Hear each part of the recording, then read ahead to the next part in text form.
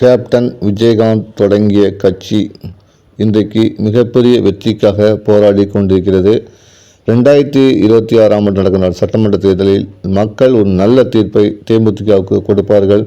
தேமுதிகவுக்கு பிரகாசமான எதிர்காலம் இருக்கிறது என்று அக்கட்சியுடைய பொதுச் செயலாளர் பிரேமலதா விஜயகாந்த் அவர்கள் தெரிவிச்சிருக்காங்க.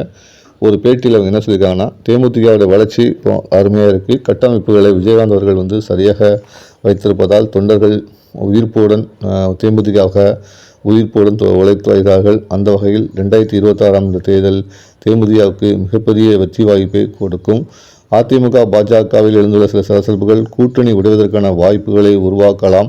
அதற்காகவே நைனா நாகேந்திரன் அதிமுக விமர்சிக்கக்கூடாது என்று சொல்லியிருக்கலாம் என்றும் கூறியிருக்கிறார். மேலும் கூட்டணி தொடர்பான அனைத்து முடிவுகளையும் கடலூரில் ஜனவரி 9 நடக்கும் தேமுதிக மாநாட்டில் தான் அறிவிப்போம். அதுவரை நீங்கள் பொறுத்திருங்கள் என்று தெரிவித்திருக்கிறார். அந்த வகையில் தேமுதிக எந்த அணியில் பயணிக்கப் போகிறது என்பது ஜனவரி 9 தெரிந்துவிடும்.